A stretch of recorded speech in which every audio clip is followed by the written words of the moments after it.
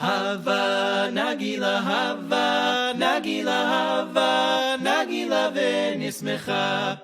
Hava nagila, hava nagila, hava nagila v'nismecha. Hi, Adat Shalom, Boker Tov, Shabbat Shalom. It's actually a Friday, and I am here with our very own Jonathan Marcus.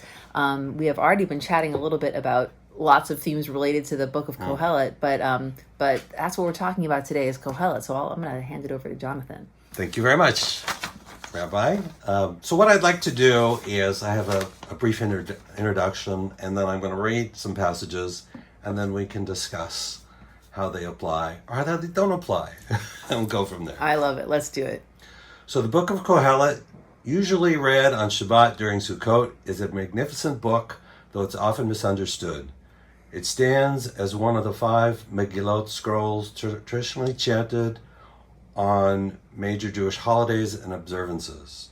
My study of Kohelet draws upon a broad selection of translations and commentaries, including the Corn Sachs translation by Jessica Sachs, the JPS commentary by Michael Fox, the URJ commentary by Kravitz and Olitsky, and many others. Wow, spanning the denominations and movements. See? I love it. And everyone's got the translations are, subtly different, but also significantly different. Yeah. Well, Wait, can I back us up for a second? Sure. How did you get so into Kohelet?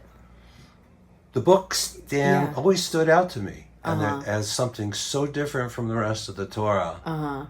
And it's not a book of, repeating the mitzvot that we have. Right. It's a book of self-discovery. And it has a very progressive Eastern, if you will, spirit to it. And so that resonates for me. Oh, I love that. Yeah. And the depth of the text popped out at me right away as soon as I started studying it years ago. And so I guess I have one follow-up question that I can't help but ask right now, Please. but I don't know much about Eastern religions and philosophies, but one thing that, because I've met a few Jew-boos in my time, right? And so the concept of the relationship to suffering and how suffering, I don't quite know how to describe it, but suffering in Eastern religions, I would say that Judaism and in Eastern religions have different ways of understanding and dealing with suffering.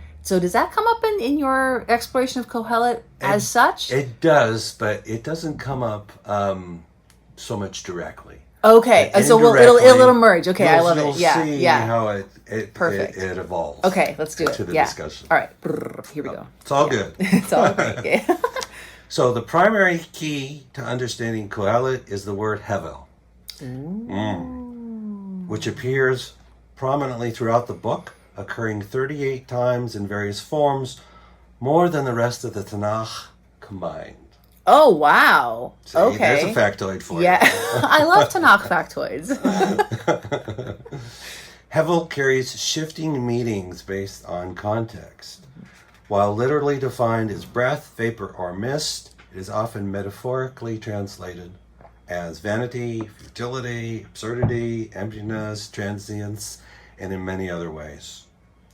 I propose that the most meaningful approach to Hevel is twofold, reading it literally as breath and metaphorically as impermanence. Ooh, okay. Twofold. Okay, and then so just to back up to it's Hey Vet Lamed. Hey Vet Lamed, Hevel. Okay. Right. Just for the Bidyuk. yeah. for the spelling people among us. The second key to Kohelet is the word simcha, which occurs 17 times throughout the text, roughly the same number of occurrences as in all 5 books of the Torah. Interesting. Almost exactly. Depends how you parse it. Oh, wow. But 16 or 17 in the Tanakh. Okay. And clearly 17 in Kohelet. Wow. All right. It occurs a lot in the Psalms, the word simcha. Because they're songs of joy and praise, and as you know. So the book of Kohelet is, at least in part, in my view, a series of meditations teaching that a vivid awareness of life's impermanence shown by our own breathing is the key to personal joy and freedom, or at least a key. The grand premise of Kohelet is boldly stated right at the beginning of the work. Havel Havalim, Amar Kohelet. Havel Havalim, Hakol Havel. You've heard that before, right? And it's a lot of the word Havel, and it's So how do you personally understand that sentence? Funny you should ask. Hey.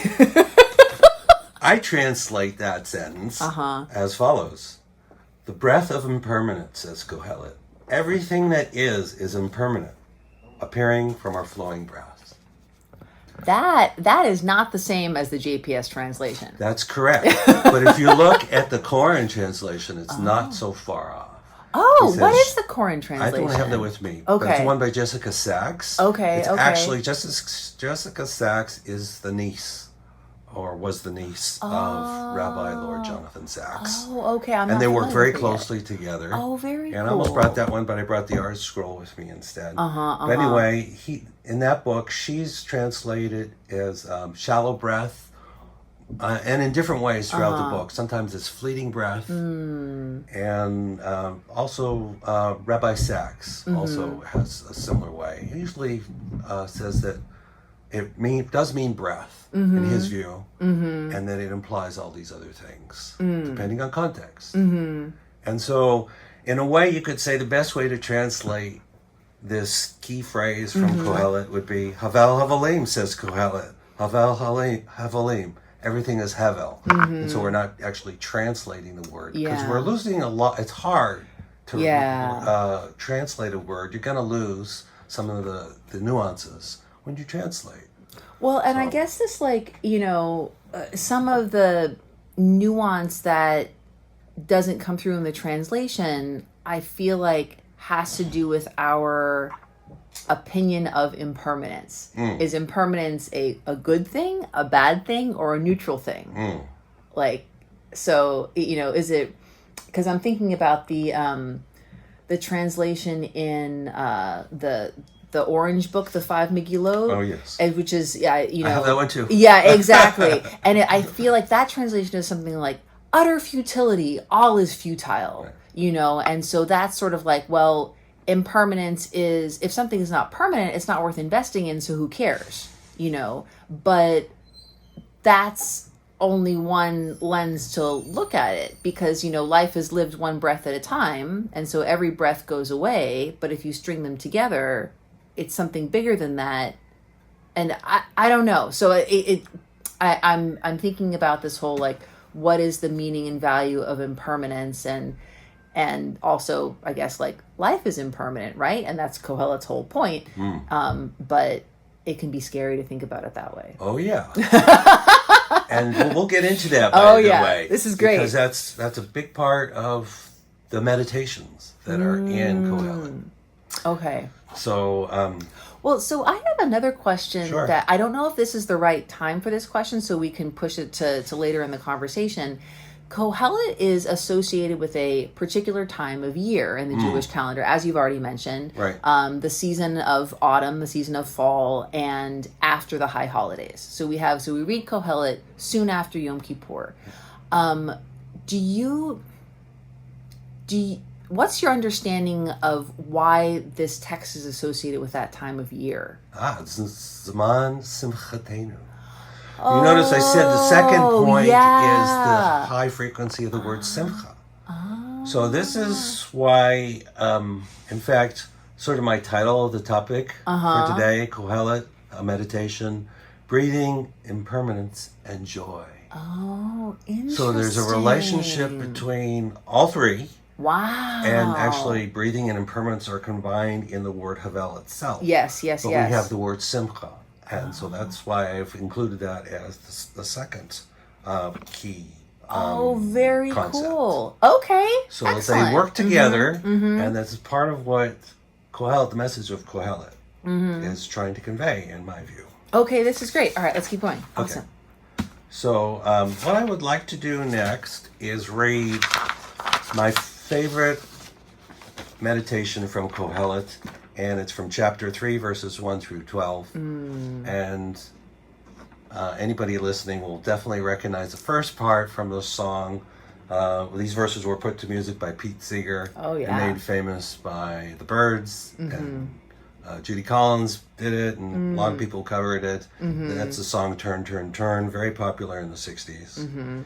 And so most of this section, or meditation, if you will, comes, or that song is included in this particular part of the text. So I'll just read through it. To everything there is a season, and a time to every purpose under the heavens. A time to be born, and a time to die. A time to plant, and a time to uproot that which is planted. A time to kill, and a time to heal. A time to wreck, and a time to build. A time to weep, and a time to laugh. A time to mourn, and a time to dance. A time to scatter stones, and a time to gather stones. A time to embrace, and a time to refrain from embracing. A time to seek, and a time to lose. A time to keep, and a time to discard. A time to rend, and a time to sow. A time to keep silent, and a time to speak. A time to love, and a time to hate. A time for war, and a time for peace. What gain, then, does a worker have from their toil? I've seen the task which God has given humans to be concerned with. God has made everything beautiful in its time. God has also set eternity into our minds, so that we cannot comprehend what God has done from the beginning to the end. Thus I know that there is nothing better for us to do than to rejoice and to do that which is good in our lives. Have a nice day. Although that's not in the text. I was going to say, that's part of the pasuk. Yeah, exactly. Have a nice day. Shabbat shalom, as they say. Got that? Yeah. Wow. It's, I don't have music for it. I didn't bring my guitar in. Well, so it's, what this text makes me think of, and I don't know if you and I have ever talked about this before. When I officiate funerals, this is the text that I generally start with, and I read it with the trope, the Shalosh Regalim trope, and it's I don't know, it's like it gives me chills to hear you read the words, and it's I don't know, it brings me into that space of reflection, but also it's like that there is nothing better for us than to rejoice, like given the reality of impermanence. The solution is rejoicing. And to do that, we have to live in the moment, right? Right, one breath at a time. So we see things are impermanent, and we see that what we have, what we have is to do, according to Kohelet, and the content of this particular section, that's what we have. That's what we can hang on to. That's what God has given us. To everything there is a season, a time to every purpose under the sun, or under the heavens. A time to be born and a time to die. So this is really important. This is a big key to this section. A time to be born and a time to die. And we tend to not want to think about dying. Usually when it's brought up, for whatever reason, unless it's very pertinent to what's going on, people will change the subject. Yes, absolutely. If we're trying to make plans, right, for, a will or whatever, or, buying funeral plots, people don't want to do that. Right. And people get very uncomfortable with it. They'll buy a house or condo or a car or guitar. But to plan a stereo system, yeah. For one thing, you're not there, so why plan for it? Right. But it's important to have such a plan. And we don't think really... Why is it important to have such a plan? Because some people will be like, no, it's not. So, why is it? I think it's important because it makes it easier on those you love, right? Because when you go, there's less for those people who are grieving to have to deal with. And it just makes it easier. So, but sometimes it's not possible. Yeah. And sometimes the plans, are, what is it? God, man plans and God laughs. Oh, yeah. So that happens a lot. Yes. So, what happens if you make plans and you have, a plot at Eden or Hillside, and you pass away in Israel, and the person wants to be buried in Israel. And Right. so much for the plans. Right, exactly. Yeah. So which fits with the theme, right? Right. So it's like it's worth it to plan even in an impermanent world.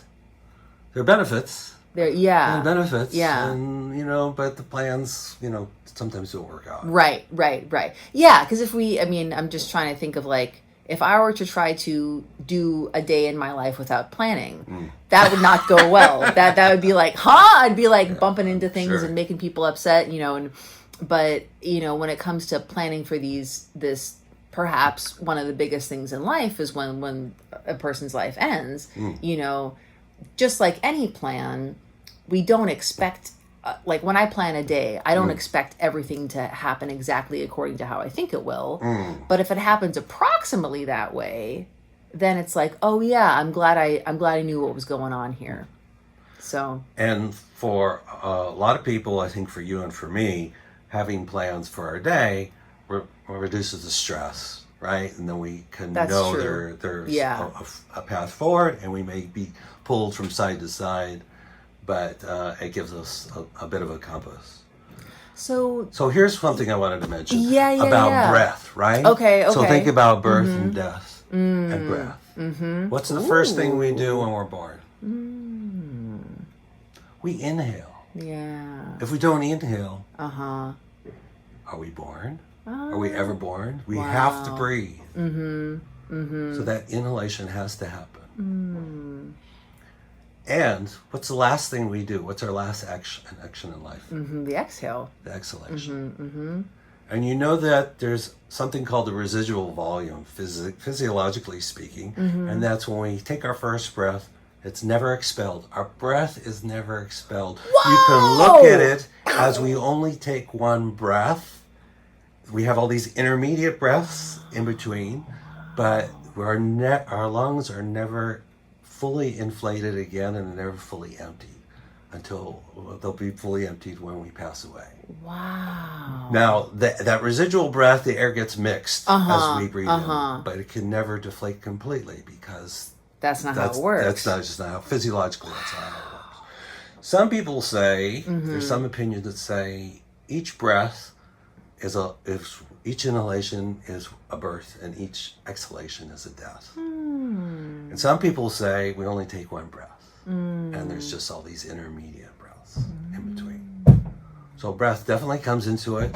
Havel aspect right in this key portion of the text. And if we don't think about it, we don't think about our death at all, ever, and we're afraid of it, that fear, and this is common, and I think maybe to some extent we all keep that dread with us, the uncertainty, but he wants us to see it. The Kohelet, the author, wants us to take a look at it and see this is going to happen, but we really don't believe it. I mean, we believe it in our heads, but we don't believe it in our core. And so, we'll get to that actually in the passage, but we don't really accept it because we accept it, but we don't.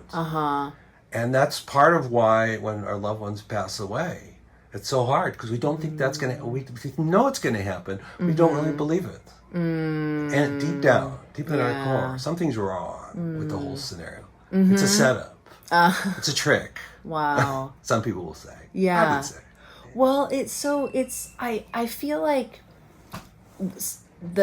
what I'm thinking about a lot as we continue to explore this is kind of like the tension between like planning and not planning. And so it's sort of, I know elsewhere in the book, in the text of Kohelet, he says things that are like, I amassed all this wealth and what was it for? And so, and at the same time, Kohelet is asking us to think about the fact that our life will come to an end at some point. So it's sort of, that's in a way that's planning, is just thinking about that, and at the same time, I guess it's all about like, keep the plans in realistic perspective. Like, sure, you're going to plan your day, but do you expect everyone to show up exactly how do you expect yourself to show up exactly as you think you will? Like, yeah, let's approximate. Plan, but be flexible. Right, because every things can change one breath at a time. Mm-hmm. But I'm very struck by this whole like the one breath at the beginning and the end of life. That is not something I knew before this conversation. So when we think about something like that, it can change our perspective. Oh yeah, definitely.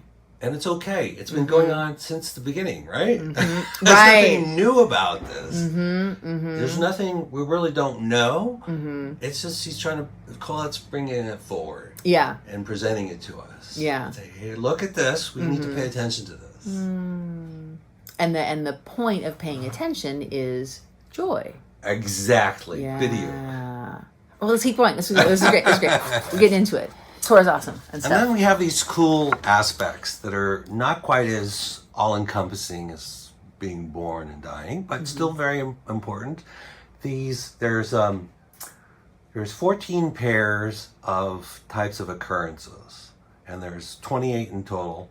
It's actually seven pasuk. Each pasuk is in a couple. And so, anyway, I'll just go through it. We'll go through it in a little more detail. A time to be born, a time to die, a time to plant, and a time to uproot that which is planted. So sometimes you see in translations that I've read, they say a time to harvest or a time to reap. That's not what it says. If you go to the Hebrew, it says, let's go to the Hebrew. Go into the Hebrew. Right. It says, et lata'at ve'et la'akor natua. Yeah, time to plant and time to uproot. So it's like the image is like if you have fruit trees or if you have a vineyard, something goes wrong, maybe it gets a disease or whatever, and it's time you got to get rid of it. So you're not just harvesting the fruit, you're just pulling the whole thing out. The building where I live, there's a lot next door that there had been a building there and it's been pretty recently demolished. And I was, driving past that lot this morning and I was thinking like how it seemed particularly flat and empty this morning, and it's like, and it made me think of, well, what's going to happen? Are they going to dig a parking lot or like what's going to happen, and it's sort of that uprooting, that demolishing makes way for new possibility. Even though like when a building is there and suddenly it's not, it's shocking, that uprooting. It's not like harvesting, like, yay, harvest, we did it. It's like, now it's not there. Because in our cores, we think things are permanent, right? So we, just like our loved ones. We know it's not, Yeah. but when it's confronted to us, even in a building, or even a field of weeds. Yeah. It's like, oh, wait a second. Totally. This is bizarre. Totally. Yes. We don't expect it. Yeah, that's How could this absolutely happen? true. Right. And this building that they tore down, like, it needed to be torn down. I'm not even going to get into why, but like, it's better that it's not there, just like the vineyard with disease. But still, it's shocking. Yeah. Anyways, yeah. So it's couples nicely with being born and a time to be born and time to die. Time to plant, a time to uproot. The next section is a time to kill and a time to heal, a time to wreck and a time to build. Sounds like war. Could be other things too, right? A policeman, right? Or someone in defense of their home or their loved ones. And we're talking about humans. I think the implication is humans, but pests, we're obligated to get rid of them. We're not keeping, mosquitoes or termites or fleas. Right. So there's a time when it's appropriate. And a time to wreck too. I mean, that would be more, I guess, in terms of war, right? Where it's, and that comes up as a separate item later on. And then, but there's also a time to build. Again, there's impermanence. There's these opposite qualities or opposite occurrences, but they're complementary. Can't have one without the other in our three-dimensional world. Yeah, and I think that this, like, the idea of a time to kill, that is so challenging, at least for me. My instinct is like, well, no, there's not. But my logical mind is like, yes, there is. And the Talmud teaches, if someone is trying to kill you, what you should do is kill them first, because you need to protect your own life before someone else's. But, And your loved ones that may be under threat. Of course, you're that's a whole other obligated to do piece. it. Absolutely. You have to do it. It would be a sin not to do it. Right. Yeah. And it's Kohelet bringing us into the uncomfortable and being like, here it is. Right. Yeah. Right. And then we get to a time to weep and a time to laugh, a time to mourn and a time to dance. Right. So a time to weep, like at a funeral, and a time to laugh. So, there's time when those are appropriate and time when they're not. Right. Laughing at a funeral is generally something we don't do, and it's not going to be good to do. And then, for example, crying at a party. I don't know what kind of party would make you cry. There may be tears of joy, but generally not. Tears, not tears of sadness at a party. Could happen, but probably not so much. Yeah. So these are opposites, and neither one's permanent, right? These are all transitions. Time to mourn and a time to dance, very similar. And then a section, a time to scatter stones and a time to gather stones. That one, the way I understand that, and I haven't exactly heard this in the commentaries, but this is the way I understand it. I changed the word stones to stuff. Okay. So a time to gather stuff. We're accumulating things. And this time we have to let it go. Somebody else needs it, we no longer use it, and it becomes a burden to us, all sorts of things, and then we get new stuff.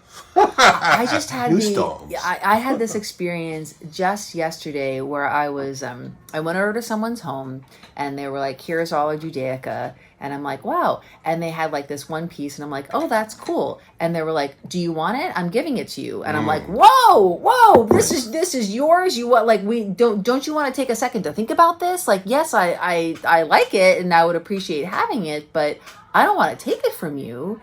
And it's, and it was a real moment of, in the life cycle of this family, it's time to start giving stuff away.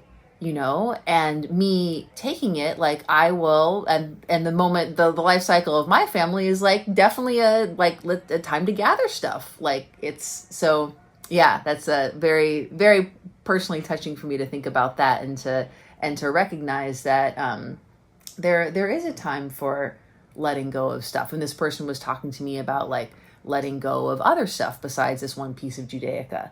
So yeah. And it's not, what's the word? It's not permanent. It's impermanent. Right. Once again. But I was so invested in that person's Judaica cabinet being permanent. And if I contributed to that impermanence, it's like, oh God, I can't do that, but it's like, it's like breathing in, breathing out. See? Yeah. There you go. Right. So it's all comes together. Yeah. A time to embrace and a time to refrain from embracing. This is a practical thing, right? You know me, I'm a hugger, right? Yes. But there's a time that you just don't do that. If you know somebody's been traumatized in some way, it may be the exact wrong thing to do. Or somebody you don't know. You don't walk up to somebody and just start hugging. Being a very precarious situation. Right, exactly. Yeah. So, there are times when it's appropriate, and and there may be a break, for example, in a relationship, and where it's no longer appropriate to do that. And some people, like for instance, some people I know, it's like I can tell, it's like they want to hug and they're open, and sometimes you can see they don't want that. It's not a hugging day. Yeah. It's not a hugging day. Yeah. And that's okay. Yeah. It's totally okay. But there's a time to hug and a time to not. I think we should change the word from embrace to hug. That would definitely be a more accurate translation of the original. Yes. And a time to seek and a time to lose. This goes back to the stones, I think, a bit. And a time to keep and a time to discard. So that's, I think, pretty similar. I don't know. I don't know how to. Well, I think but losing is like unintentional. Maybe, yeah. Like I left a pair of sunglasses in a dentist's office recently, and it's like, oh man, but then it's like, I'm not going to go back for those sunglasses. It's not right. It's not worth it to go back, even though I guess but it's just, the parking there is crazy, but losing, it's like, I didn't mean to let it go, but I guess it was time. Yeah. And you just sort of recognized it, and you said, that's okay. Right. I'm good with that. Yeah. One thing I wanted to mention about the stones again, because some of the commentators, it's sort of interesting. they opine that it has something to do with the temple. There's a time when it's Oh, of destroyed, when course. the stones. Yeah. It's time to rebuild, right? Yeah. And it may get torn down again. It doesn't stop us from rebuilding. And each has a time. Even though it's not us that's tearing it down, it happens. It's part of what happens in life, right? Yeah.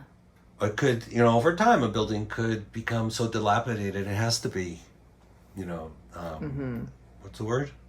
Demolished? Demolished, right? Yeah. It has to be demolished. Yeah. So there's a time for it, and then it may be rebuilt. So that's another slant on it. Yeah.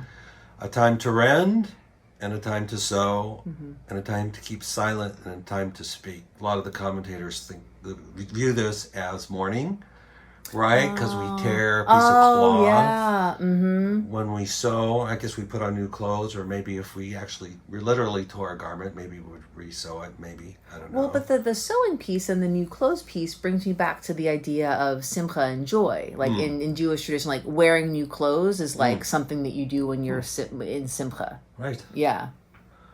And yeah, you could make that connection with a lot of these things. These things where you're hugging, that's a time of joy, right? A time when you say, it's not a joyous time, but it's respect and or whatever the situation is. It's being aware and to what is needed and what's called for and appropriate at a time. But so there's in all these things there's a joy. And at one of the yeah, so it's anyway. sort of like the impermanence. We move towards joy and away from joy, and towards joy and away from joy. And Kohelet is like, well, given that life is going to be that ebb and flow over and over again, we want to always let's to the extent that we can move towards joy and embrace that joy. And it's going to go away, but then it'll come back. Right. And then when the non-joy thing happens, we realize the joy or not joy is not so much in the thing, but it's something we know. There's joy right around the corner. Yeah. Or a good thing, a different thing is right around the corner. And of course, a time to keep, the last part of that was a time to keep silent and time to speak. Boy, that's definitely a real one. What do you mean there's a time to keep silent? I've never heard of such a thing. Depends on the individual personalities, how this is understood. Right. But definitely there's times when, you just, don't say anything.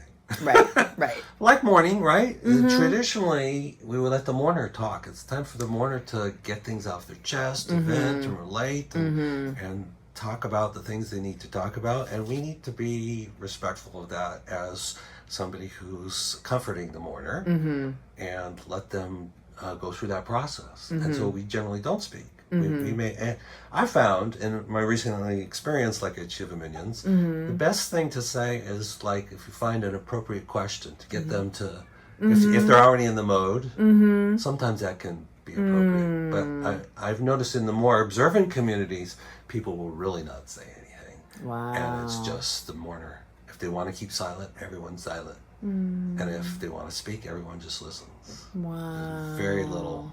Even if they're asked questions in some communities, they are reluctant to respond, except in maybe the most brief sort of way. That's so interesting because I don't think I've ever been to a very traditional Shiva, and I guess my experience more has trended towards the like, we're all talking, and it's which is like definitely, it's a thing, and I don't think it's a bad thing, especially because it's so commonly done and it seems to work in that way. But it makes me very interested about what the experience that you describe of like, really, really being specific about that observance of Shiva.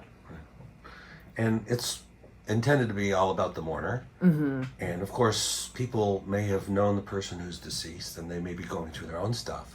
But still it's about, because it's the direct relative, it's the parent or the son or daughter, the very close relative that we're trying to comfort. And so it's really what they need. Yeah. So that's the trick of that particular situation is what does the mourner, it's all about the mourners, and so we want to do stuff that helps them, right, and mainly to be there, but to be there in a way that's most comforting to them. And a lot of times, and I've seen this very recently, it's they want to talk and share their experience. It's healing, and something that's needed for them to go through this particular time in their lives. Yeah, yeah. So, and a time to love and a time to hate. And a time for war and a time for peace. So much in our liturgy is about peace. We want peace. We want peace always. Yeah.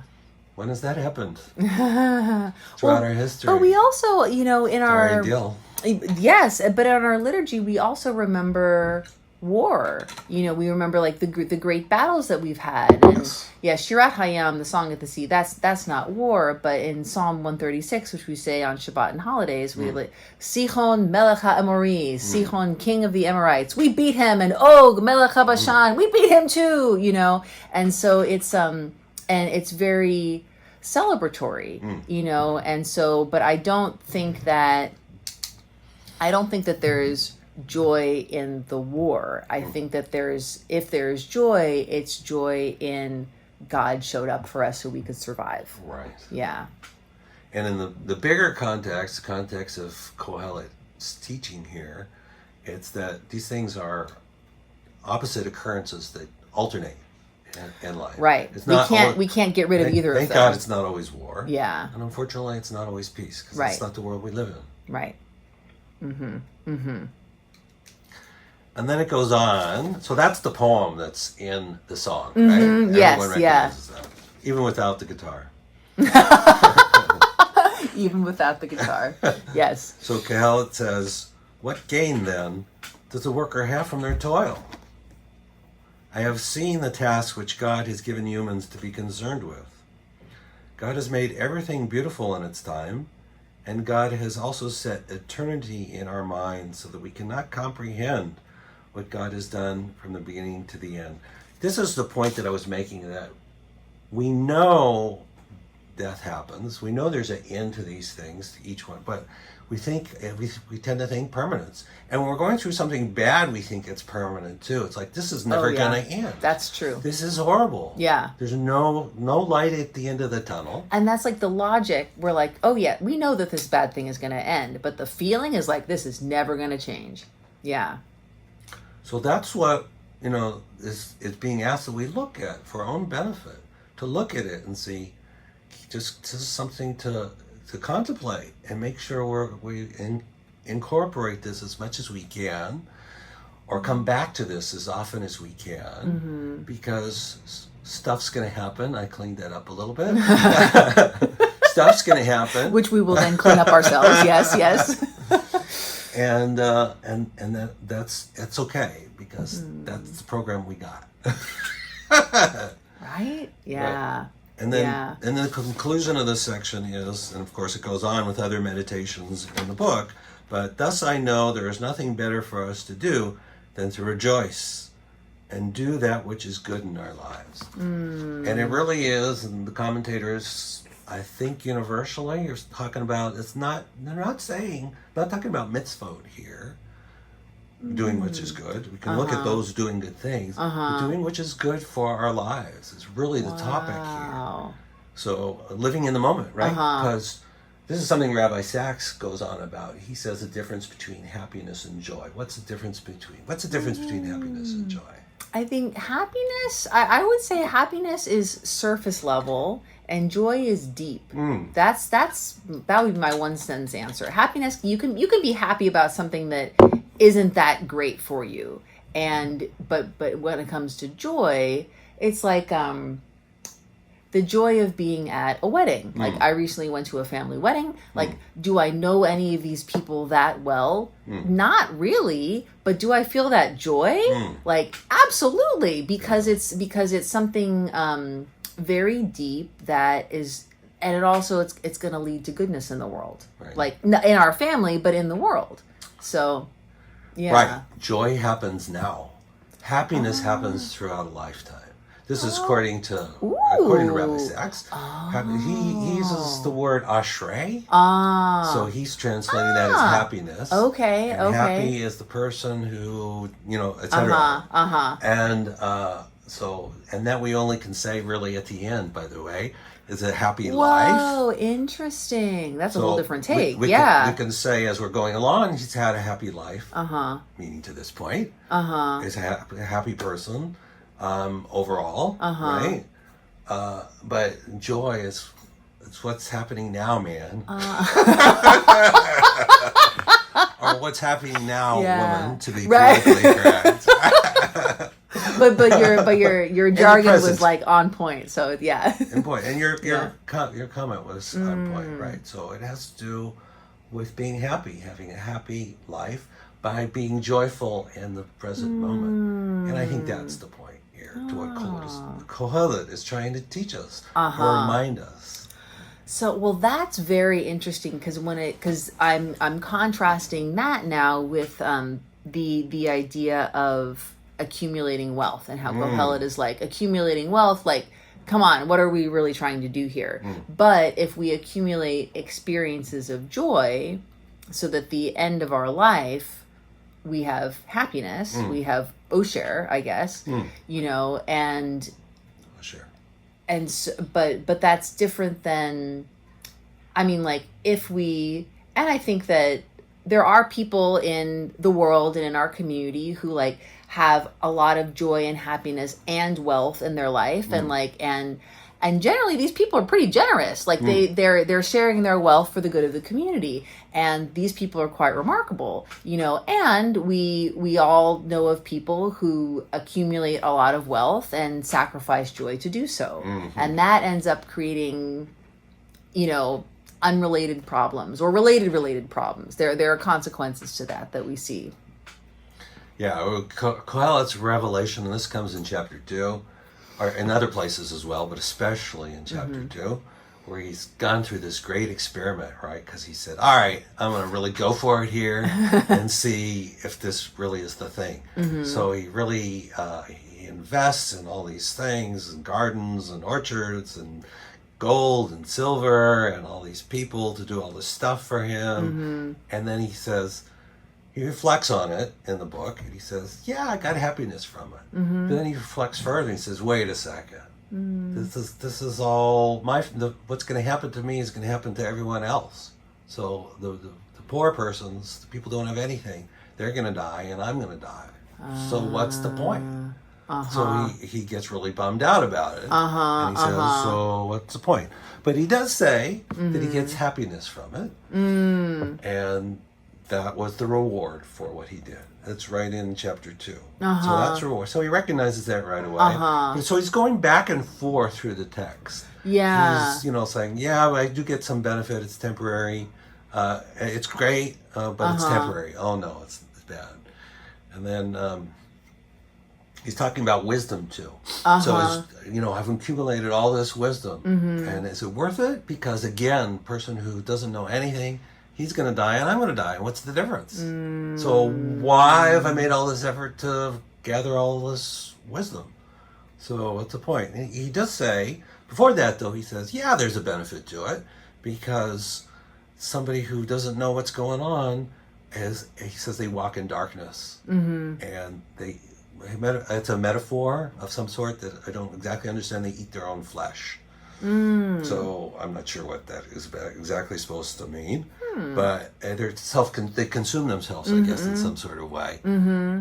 But if you're wise, you gain knowledge, you see clearly, your eyes are wide open, and you can see the light, and so that's a good thing. But he comes to the other side of the story is it's just temporary.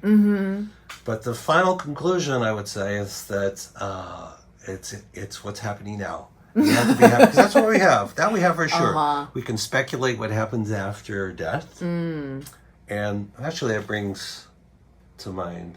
Well, I want to we're out of time? No, we're not. We've got time. I want to go back to like the eating one's own flesh thing.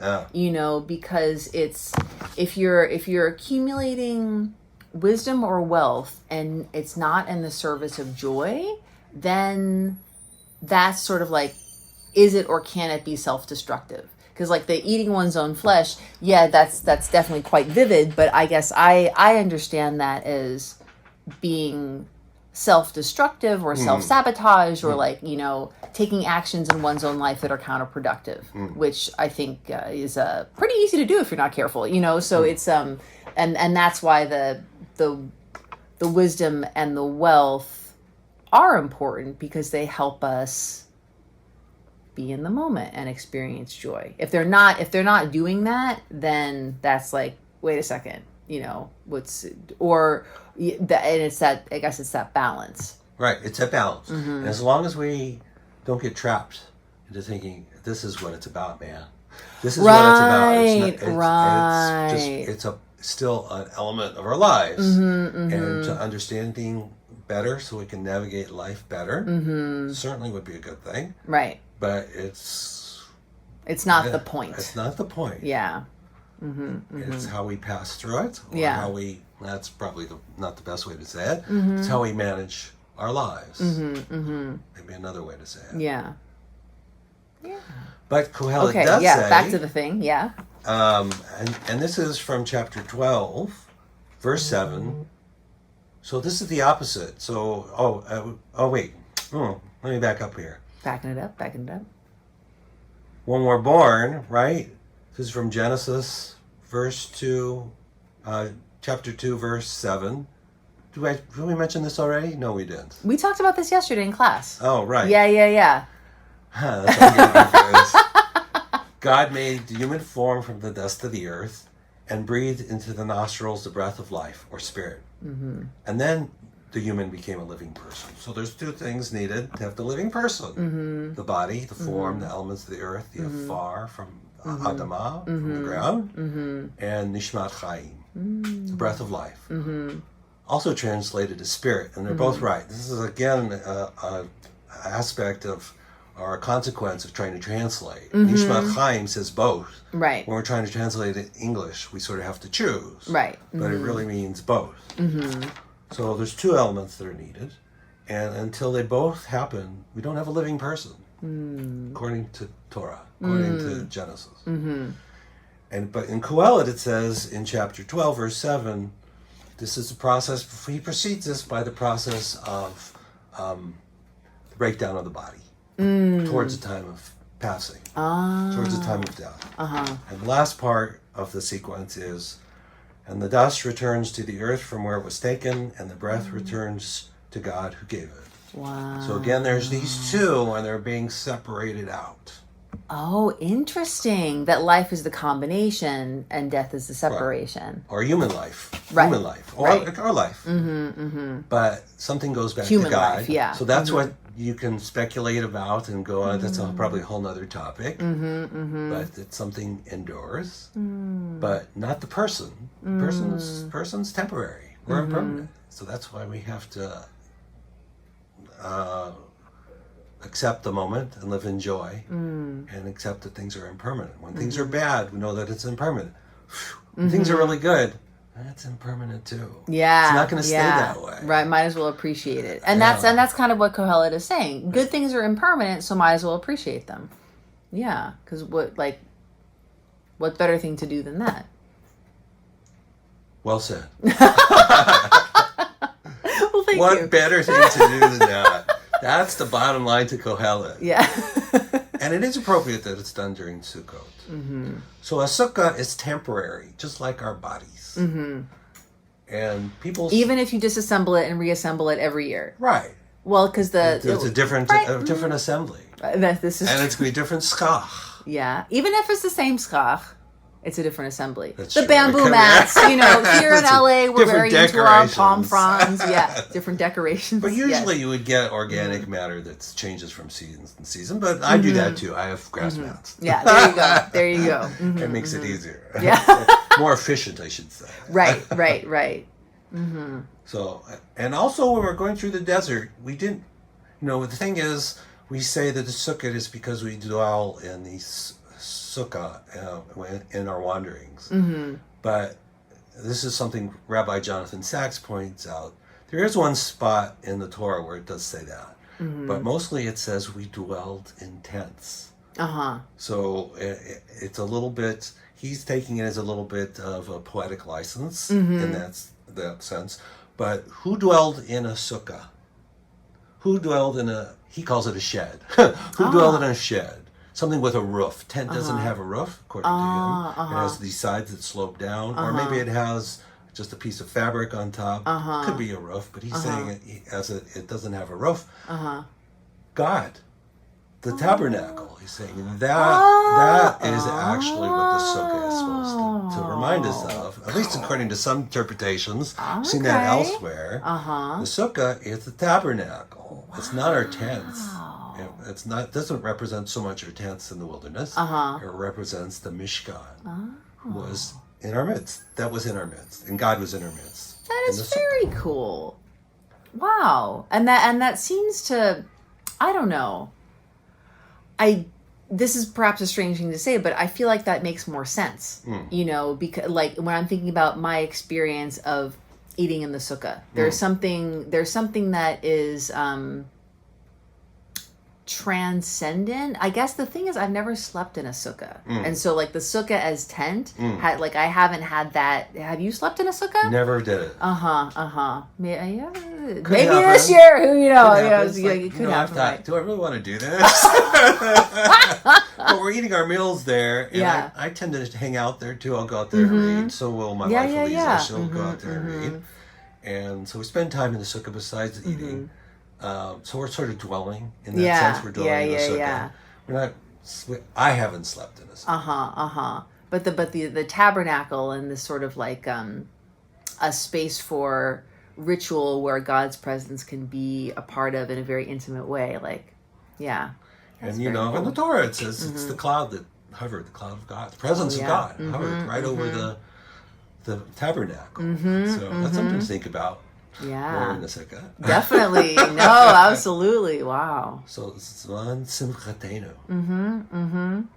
And to me, Kohelet is perfect for Sukkot. Because this is how we experience that joy, especially when, you know, I think for many people, the high holidays and that sort of, you know, confrontation, you know, I want to say of like, okay, what have we done over the past year, you know, and like, and how does that really stack up against, you know, what we wanted versus what we did, what we should have done versus what we, you know, what we actually did, and what does that mean in the face of that impermanence. But I think that Yom Kippur is sort of impermanence as confrontation, like, hey guys, this is gonna end at some point, you know. And then when I guess it's 5 days later when you get to Sukkot, where you're like, oh, I get like impermanence, like I can breathe this in and out, man. I'm ready. It's like there's an exaltation. If we really, I think what you're describing, and I feel that too, there's a heaviness to the holidays, to Rosh Hashanah and then Yom Kippur. It's heavy. It's heavy stuff. And there's this tremendous relief. We've passed through this. As one wise person I know often says, we did.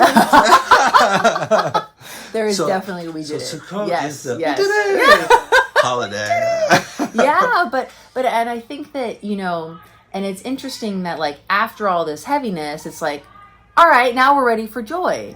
But Kohelet kind of gives us that like, and this is how you do it. Right. You know, it's like, because everything's impermanent. Right. Yeah. And the sukkah where you're celebrating in, that's impermanent. Yes. Take a hint. Right. Pro tip. I love that. Okay. Well, good stuff. Good stuff. My final thought is... Please, yes. We did it!